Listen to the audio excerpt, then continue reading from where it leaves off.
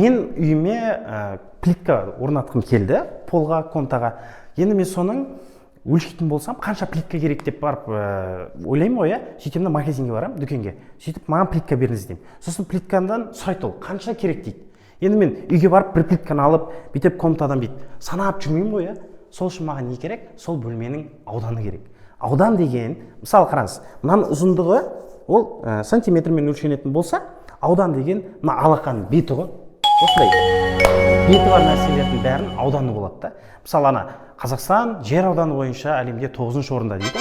Сол аудан қанша жерді алып жатыр. Түсінікті ғой, Мысалы, стенаны бояйтын болсақ, тоже аудан. Енді осы аудандарды немен өлшейді дейтін болсақ, оны миллиметр квадрат, сантиметр квадрат, дециметр квадрат, метр квадрат, километр квадрат. Осындай өлшеммен өлшейді. Не үшін? Өйткені қараңыз, оның, мысалы, төртбұрышты бір фигураны алатын болсақ, оның ұзындығы бар, ені бар. Былайынан, мысалы, 5 метр, былайынан 5 метр болса, оның ауданы 25 метр квадрат деп айтамыз. Түсінікті ғой, Мықты математик болып есептердің оңай шығару жолдарын үйренгің келсе, каналға жазылуды ұмытпа. Және бұл есепті достарыңа жібер. Пікір жазсаң, вообще тигр боласың.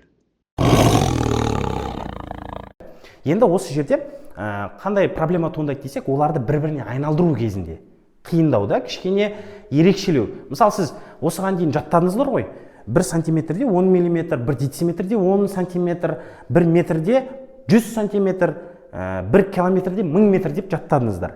Енді сіздерге бүйтіп айтсам мен, 1 сантиметр квадратта 100 миллиметр квадрат, 1 метр квадратта 10 000 сантиметр квадрат деп сем, оның барлығын жаттау үшін ол қиын да. Сондықтан мен сіздерге бір оңай, бір эффективный жол ұсынғым келіп тұр. Мысалы, бүйтесіз, 1 сантиметр ол 10 000 миллиметр екенін білесіз ғой, мысалы, сызғыштағы сияқты. Енді соны аласыз да 1 сантиметр квадрат десеңіз, екеуін де квадраттаймыз.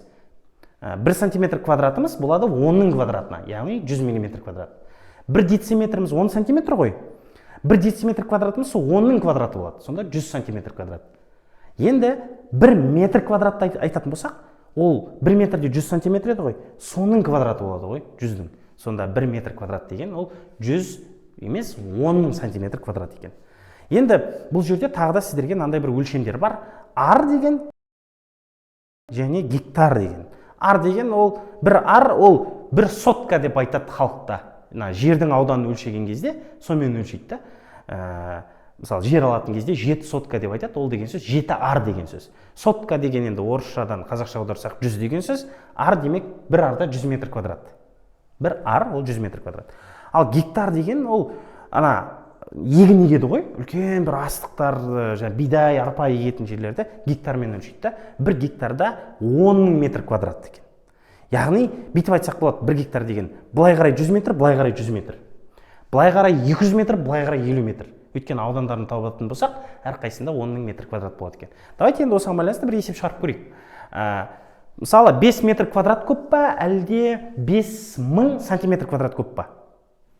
Енді ой екеуін салыстыру үшін біз өлшем бірліктерін бірдейге келтіріп алайық. 1 метр квадрат ол неше сантиметр квадрат? Бағана 1 метр ол 100 сантиметр екен білеміз. Демек 1 метр квадрат ол 100-дің квадраты 10 000 болады. Сонда 5-ті 10 000-ға көйтем 50 000 сантиметр квадрат екен да? 5 метр квадрат деген. А мына жақта 5000. Значит, 5 метр квадратымыз 5000 сантиметр квадратта не болады? Үлкен болады. Келесі 30 дециметр квадрат, азайту 500 сантиметр квадрат. 1 дециметр квадратта 100 сантиметр квадрат бар бағанағыдай әдіспен. Сонда 30-ды 100-ге өйтеміз. 3000, 3500 азайтсақ 2500 болады екен.